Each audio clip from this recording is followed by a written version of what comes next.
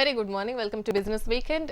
ఈ వారం stock market వాతావరణం డల్ గా మారిపోయింది. సూచీలు తీవ్ర ఒడిదుడుకుల్లో ట్రేడ్ అయి నష్టాల్లో ముగిశాయి. వారం మొత్తం మీద సెన్సెక్స్ 295, నిఫ్టీ 94 పాయింట్ల మేర నష్టపోయాయి.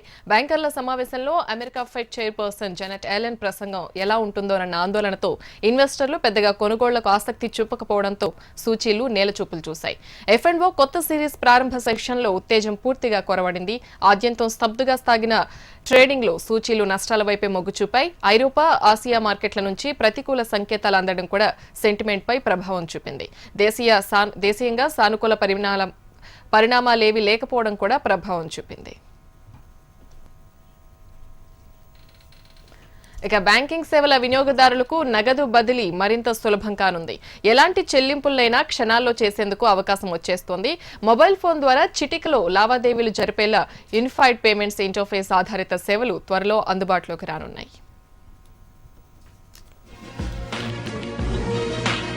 బ్యాంకింగ్ వ్యవస్థలో నగదు బదిలీకి ఇప్పటి వరకు national electronic funds transfer, real time gross settlement వ్యవస్థలు ఉన్నాయి. నెఫ్ట్, ఆర్టీజీఎస్ ద్వారా మనీ ట్రాన్స్ఫర్ చేస్తే ఖాతాలో జమ కావడానికి కొన్ని గంటల సమయం.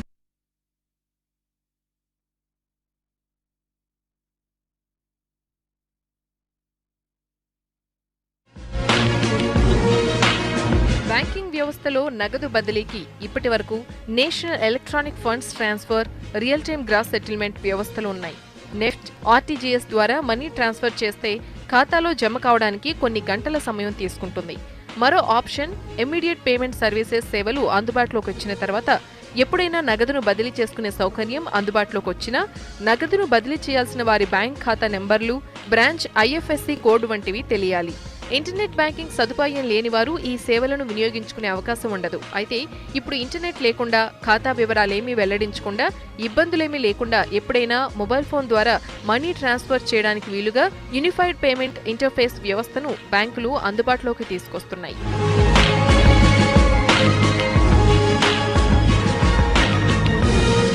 యూపీఐ పేమెంట్ సొల్యూషన్ను ఏప్రిల్లో RBI గవర్నర్ రఘురాం రాజన్ విడుదల చేశారు. అప్పటి నుంచి దీన్ని ప్రయోగాత్మకంగా పరిశీలించారు. మొబైల్ ఫోన్ ఉంటే చాలు క్షణాల్లో నగదు చెల్లింపులు చేసేందుకు వీలుగా ఉండే యూపీఐ యాప్ల విడుదలకు national payments corporation of India బ్యాంకులకు అనుమతించింది. Andhra bank, axis bank, bank of Maharashtra, Canara bank, Vijaya bank, ICICI bank సహా 21 బ్యాంకులు అనుమతి లభించింది. యూపీఐ ఆధారిత యాప్ను గూగుల్ ప్లే స్టోర్ నుంచి డౌన్లోడ్ చేసుకోవాలి. ఈ యాప్ను డౌన్లోడ్ చేసుకున్న ఖాతాదారులకు విశిష్ట గుర్తింపు ID ఇస్తాయి ఆ బ్యాంకులు. ఎవరైనా మరొకరికి చెల్లింపులు చేయాలంటే యాప్లో వారి విశిష్ట గుర్తింపు IDని ఎంటర్ చేసి చెల్లించాల్సిన మొత్తాన్ని నమోదు చేస్తే ఆయా ఖాతాకు నగదు చేరుతుంది. ఈ కొత్త చెల్లింపుల వ్యవస్థలో కనీసం 50 నుంచి గరిష్టంగా 1,00,000 వరకు ట్రాన్స్ఫర్ చేయవచ్చు.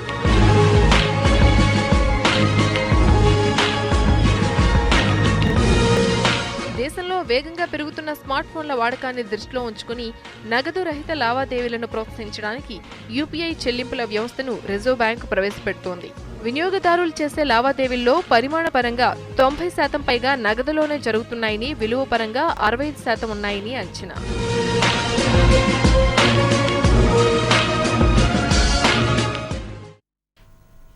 ఇక 2020 నాటికి హైదరాబాద్ దేశంలోనే అతిపెద్ద స్టార్టప్ హబ్ గా మారే అవకాశం ఉందని రాష్ట్ర IT శాఖ కార్యదర్శి జయేష్ రంజన్ తెలిపారు. దీన్ని లక్ష్యంగా పెట్టుకుని ఇక్కడ స్టార్టప్ ఎకోసిస్టమ్ ను అభివృద్ధి చేస్తున్నామని అన్నారు. ఆగస్టు ఫెస్ట్ పేరుతో జరుగుతున్న ఆసియాలోని అతిపెద్ద స్టార్టప్ సదస్సు సెప్టెంబర్ 3న హైదరాబాద్ లో ప్రారంభం కానుందని, దీనికి ప్రపంచవ్యాప్తంగా ఉన్న 40 దేశాల నుంచి దాదాపు 12,000 మంది సభ్యులు హాజరు కానున్నారని జయేష్ రంజన్ తెలిపారు.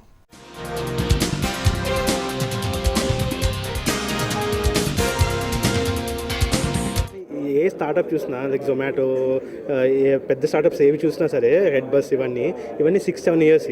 హైదరాబాద్లో ఏమైందంటే 3 ఇయర్స్ క్రితం చాలా ఎక్కువ స్టార్టప్స్ స్టార్ట్ అయినాయి.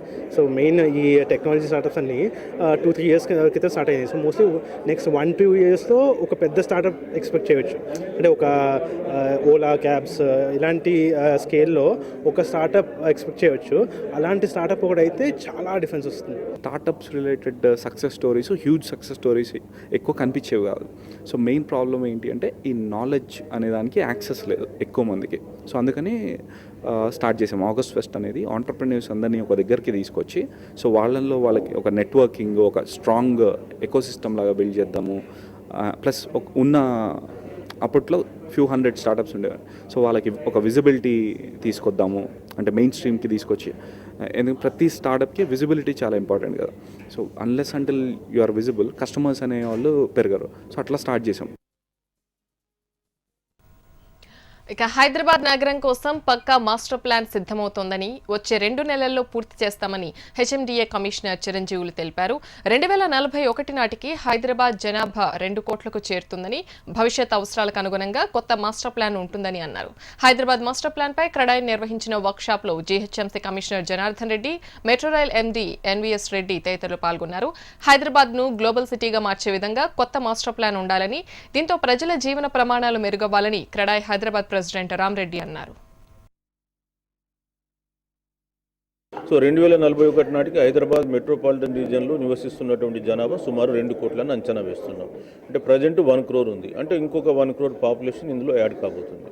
మరి 2 కోట్ల పాపులేషన్కు ఎలాంటి అవసరాలు మనం పొందుపరచాలి, ల్యాండ్ యూజ్ ఏ విధంగా ఉండాలి. ల్యాండ్ యూజ్ అంటే కేవలం ఓన్లీ రెసిడెన్షియల్ కమర్షియల్ అని కాదు, ఈవెన్ ఆల్ సెక్టోరల్ డిపార్ట్మెంట్స్, ఒకటి స్పేషల్ ప్లాన్ ఉంటుంది, ఇంకోటి సెక్టోరల్ ప్లాన్ ఉంటుంది. సో మనకు అందుకే గౌరవ ముఖ్యమంత్రి వారు ఎప్పుడు కూడా చెప్తూ ఉంటారు 30 TMC 2 ట్యాంకులు మనం కట్టాలి, లేకపోతే మనం ప్రజల అవసరాలు తీర్చుకోలేము. ఇప్పుడు ఉన్నటువంటి 2 హిమాయత్ సాగర్, ఉస్మాన్ సాగర్ మన వాటర్ నీడ్స్ను అందుకోలేవని. సో ఆ విధంగా విజన్ను దృష్టిలో పెట్టుకొని మనం చేయాల్సి ఉంటుంది. CREDAI Hyderabad various other technical professional బాడీస్తో కూడా వర్క్ చేస్తుంటే, like institute of town planners కానివ్వండి, institute of architects, or even we have engineers bodies, or even we have the various like water bodies experts or drainage experts or service experts, and you have a metro like our L&T is there, Hyderabad Metro is there, even you have the environmental groups are there, you have the educationists. So working with all these people, and we'll definitely coordinate and try to give the best feedback or the best proposals to the HMDA, and మరి మనం future master ప్లాన్కి మంచి work చేయాలనే ఉద్దేశంతో మేము ఈరోజు ఈ వర్క్షాప్ని మేము organise చేస్తున్నాం. ఫ్యూచర్ కూడా మేము కంటిన్యూ చేస్తాం. Then we'll be inviting the media. Technology ప్రపంచంలో ఈ మధ్య తరచుగా వినిపిస్తున్న పదం ఐఓటీ, అంటే ఇంటర్నెట్ ఆఫ్ థింగ్స్. కృష్ణా పుష్కరాల ముగింపు సందర్భంగా చేసిన ప్రసంగంలో Andhra Pradesh CM Chandrababu internet of things ను పదే పదే ప్రస్తావించారు. ప్రపంచాన్ని ఇంటర్నెట్ ఆఫ్ థింగ్స్ మార్చేస్తుందని, అందరికంటే ముందే దాన్ని అందిపుచ్చుకోవాలని పిలుపునిచ్చారు. ఇంతకీ ఐఓటీ అంటే ఏంటి? రాబోయే రోజుల్లో ఇంటర్నెట్ ఆఫ్ థింగ్స్ సృష్టించబోయే విప్లవం ఎలా ఉండబోతోంది? Social networking, smart mobiles, gadgets వినియోగంతో ప్రపంచంలో ఇంటర్నెట్ అనుసంధానం వేగంగా విస్తరిస్తోంది. భవిష్యత్తులో మానవుడి ప్రతి కదలికలోనూ ఇంటర్నెట్ అంతర్భాగం కాబోతోంది. ఇలాంటి ఎకోసిస్టమ్నే ఇంటర్నెట్ ఆఫ్ థింగ్స్ అంటారు. అంటే సమస్త పరికరాల అనుసంధానంతో సంచలన ఆవిష్కరణకు నాంది పలికే టెక్నాలజికల్ రెవల్యూషనే ఇంటర్నెట్ ఆఫ్ థింగ్స్, లేదంటే ఐఓటీ.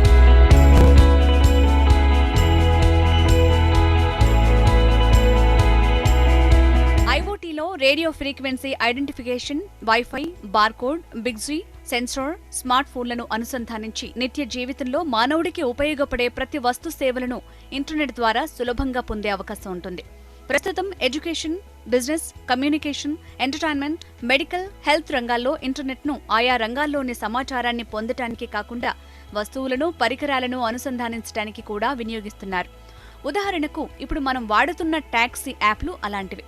క్యాబ్ని బుక్ చేసుకున్న తర్వాత అది ఎప్పుడు ఎక్కడ ఉందన్న విషయాన్ని మన స్మార్ట్ ఫోన్ ద్వారా తెలుసుకోగలుగుతున్నాం.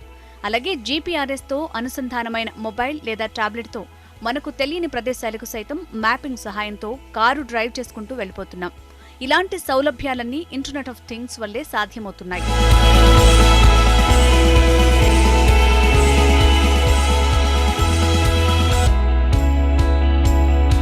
సాంకేతిక పరిజ్ఞానంలో internet of things, big data analytics, cloud సేవలు విస్తృతమవుతున్నాయి.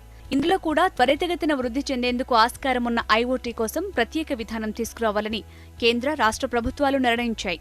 రాబోయే రోజుల్లో traffic monitoring, health, security, transportation రంగాల్లో ఐఓటీ కీలక పాత్ర పోషిస్తుందని నిపుణులు అంటున్నారు. 2020 నాటికి దాదాపు 20 బిలియన్ డివైస్లు ఇంటర్నెట్ ఆఫ్ థింగ్స్ కింద అనుసంధానమవుతాయని గార్ట్నర్ సంస్థ చెబుతోంటే ఏబీసీ రీసెర్చ్ సంస్థ ఆ సంఖ్య 30 బిలియన్ డివైస్లుగా ఉంది. బిగ్ డేటా ఇన్ జనరల్ ఎందుకు ఎక్స్ప్లోర్డ్ అవుతుంది, ఇది ఎందుకు ప్రాముఖ్యత తీసుకుందంటే ఇప్పుడు ప్రతి ఇండస్ట్రీ కూడా ఈ డేటా అనేది ఎంత ఎమిట్ అవుతుందంటే, so companies are waking up to see how can we leverage this data to make better decisions for our customers. How can we gain more insights about customers. ఏ industry అయినా కానివ్వండి, మన customer ఎవరైతే మన business మనకి business ఇస్తున్నాడో ఆ customer గురించి deeper insights తీసుకోవాలంటే ఇప్పుడు ఈ బిగ్ డేటా అనలిటిక్స్ అనేది చాలా చాలా ఇంపార్టెంట్ అయిపోయింది ప్రతి కంపెనీకి కూడా. Industrial automation, smart health, smart home, smart city రూపకల్పనలో ఐఓటీ కీలక భూమిక పోషించనుంది. 2020 నాటికి ఐఓటీ మార్కెట్ విలువ $373 బిలియన్ చేరనుందని అంచనా. ప్రస్తుతం ప్రపంచవ్యాప్తంగా 20 కోట్ల మందిపై ప్రభావం చూపుతోన్న ఐఓటీ 2020 నాటికి 270 కోట్ల మందిని చేరుతుందని నిపుణులు చెబుతున్నారు.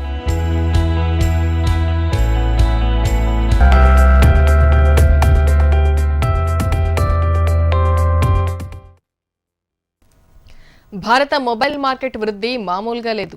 ఈ ఏడాది రెండో క్వార్టర్లో మొబైల్స్ విపణి 24% వృద్ధి నమోదైంది. స్మార్ట్ ఫోన్ విప్లవంతో ఈ వృద్ధి మరికొన్నాళ్లు అంతకంతకు పెరుగుతుందనే అంచనాలు ఉన్నాయి. జూలై సెప్టెంబర్ త్రైమాసికంలో మొబైల్ హ్యాండ్ సెట్స్ విక్రయాలు 7.5 కోట్ల పైకి చేరే అవకాశాలున్నట్లు రీసెర్చ్ సంస్థలు అంచనా వేస్తున్నాయి.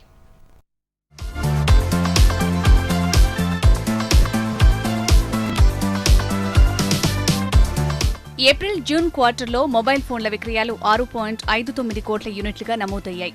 జనవరి మార్చి త్రైమాసికంతో పోలిస్తే 24% వృద్ధి నమోదైంది. ఇందులో ఫీచర్ ఫోన్ల వాటా 3.73 కోట్లుగా, స్మార్ట్ ఫోన్ల వాటా 2.87 కోట్లుగా ఉంది. ఫీచర్ ఫోన్ల దిగుమతులు 27.7% పెరగ్గా, స్మార్ట్ ఫోన్ల దిగుమతులు 19.5% మాత్రమే వృద్ధి సాధించాయి. జూలై సెప్టెంబర్ త్రైమాసికంలో మొబైల్ హ్యాండ్సెట్స్ విక్రయాలు 7.5 కోట్ల యూనిట్లుగా ఉండొచ్చని రీసెర్చ్ సంస్థ CMR అంచనా వేసింది.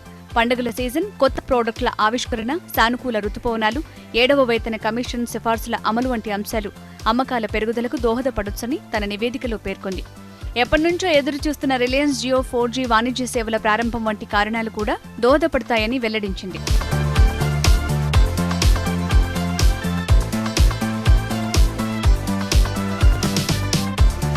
ఈ ఏడాది రెండో త్రైమాసికంలో మొబైల్ హ్యాండ్సెట్స్ మార్కెట్లో 25.5% వాటాతో శాంసంగ్ అగ్రస్థానంలో ఉంది. దీని వాటా స్మార్ట్ ఫోన్స్ విభాగంలో 29.7%, ఫీచర్స్ ఫోన్స్ విభాగంలో 22.3%గా ఉందని CMR వెల్లడించింది. ఇక 13.6% మార్కెట్ వాటాతో మైక్రోమాక్స్ రెండో స్థానంలో ఉంది.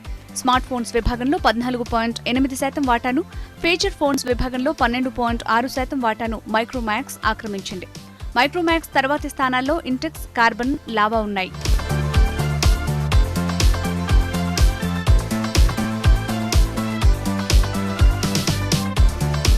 దేశంలో పీసీ విక్రయాలు ఈ ఏడాది ఏప్రిల్ జూన్ త్రైమాసికంలో 2.2% తగ్గుదలతో 21.4 లక్షల యూనిట్లకు క్షీణించాయి.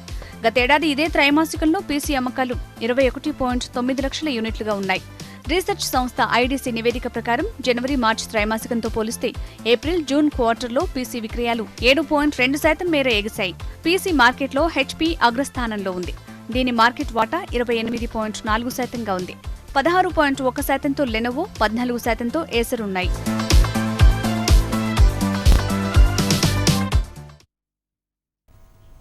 కారునెప్పుడు మనమే డ్రైవింగ్ చేయాలా?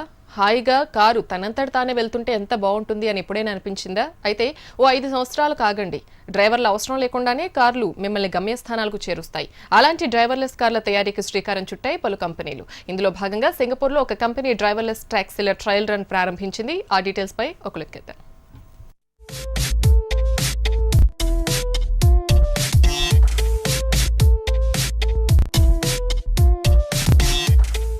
డ్రైవర్లెస్ కార్లు రోడ్లపై నడిచే రోజులొచ్చేశాయి.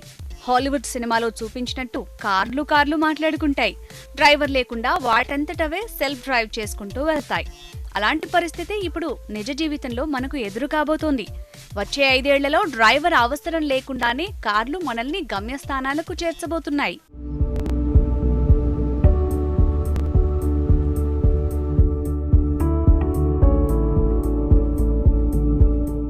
కొన్ని పెద్ద కంపెనీలు డ్రైవర్లెస్ కార్ల అభివృద్ధి కోసం ఎప్పటినుంచో కృషి చేస్తున్నాయి. తొలిసారిగా గూగుల్ సంస్థ డ్రైవర్లెస్ కార్ల తయారీకి శ్రీకారం చుట్టింది. టెస్లా మోటార్స్, GM, ఫోర్డ్ వంటి పలు కంపెనీలు గూగుల్ను అనుసరించాయి. ఇప్పుడు వీటికి ఉబెర్ కూడా జత కలిసింది. దీంతో కంపెనీల మధ్య పోటీ రసవత్తరంగా మారింది. ఈ క్రమంలో న్యూటానమీ అనే స్టార్టప్ డ్రైవర్లెస్ కార్ల టాక్సీ సర్వీసులను సింగపూర్లో ట్రయల్ రన్ ప్రారంభించింది. This is really a moment in history that's going to change how cities are built and how we really look at our surroundings. Much like the advent of mass-produced cars after World War II really created a lot of cities in America and around the world.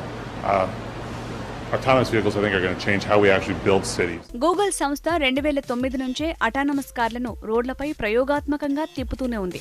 ప్రస్తుతం ఇది break pedals, steering ఉండని కార్లపై పరీక్షలు నిర్వహిస్తోంది. మరోవైపు అమెరికాలో Uber 2001 నాటికి పూర్తి స్థాయిలో అటానమస్ కార్లను మార్కెట్లోకి తెచ్చే అవకాశం ఉంది. వీటితో పాటు యాపిల్, మరికొన్ని సంస్థలు డ్రైవర్లెస్ కార్ల తయారీకి శ్రీకారం చుడుతున్నాయి.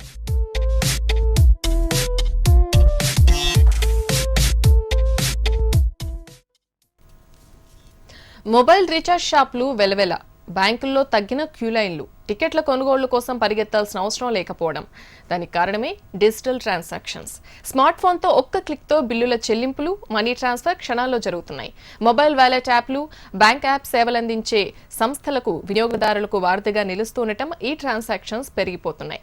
డిజిటల్ ట్రాన్సాక్షన్స్ విలువ 2020 నాటికి $500 బిలియన్ చేరుకోనుందంటూ సర్వేలు వెల్లడిస్తున్నాయి.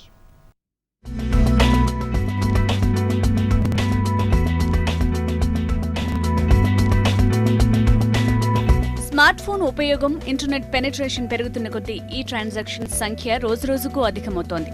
వివిధ రకాల చెల్లింపులను సరళతరం చేసేలా ప్రత్యేకంగా పేటీఎం వంటి పేమెంట్ గేట్వే సర్వీసులు అందుబాటులోకి రాగా దాదాపు అన్ని బ్యాంకులు తమ తమ యాప్స్తో మొబైల్ ట్రాన్సాక్షన్స్ ను ప్రోత్సహిస్తున్నాయి. ఇప్పటికే బ్యాంకులకు వెళ్లాల్సిన అవసరం లేకుండా ప్రతి పనిని మొబైల్ యాప్తోనే పూర్తయ్యేలా సేవలను అందిస్తున్నాయి. మొబైల్ బిల్స్, డిటిహెచ్, విద్యుత్, క్యాబెల్స్, బస్, రైలు, మూవీ టికెట్లు పొందేందుకు వివిధ వ్యాలెట్లు అందుబాటులోకి వచ్చాయి. అటు మొబైల్ వ్యాలెట్లో ఉన్న డబ్బుని బ్యాంక్ అకౌంట్లో ట్రాన్స్ఫర్ చేసుకునే పేటీఎం వంటి యాప్స్ పుట్టుకొచ్చాయి.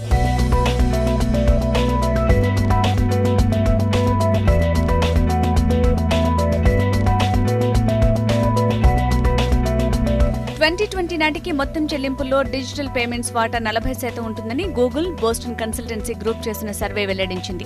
డిజిటల్ పేమెంట్ ఇండస్ట్రీ 2020 నాటికి $500 బిలియన్ చేరుతుందని అంచనా వేసింది. ఇది దేశ జీడీపీలో 15% కానుందని సర్వే తెలిపింది.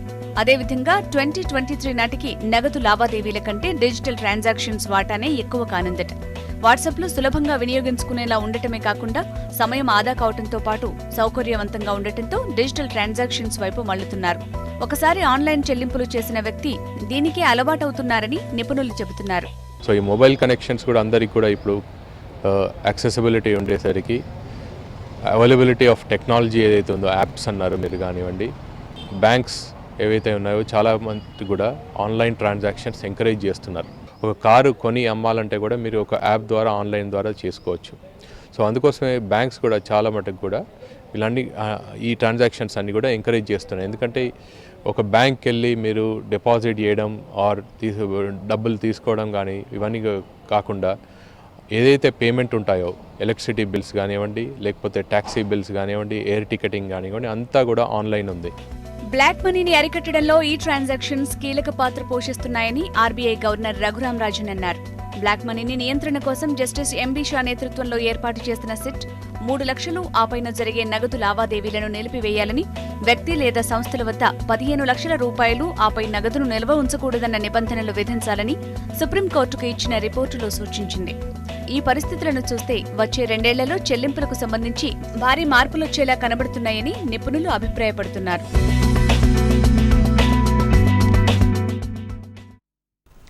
ఇది ఇవాల్టి బిజినెస్ వీకెండ్. మరిన్ని అప్డేట్స్తో మళ్ళీ మీట్ చూద్దాం. Till then keep watching HM TV.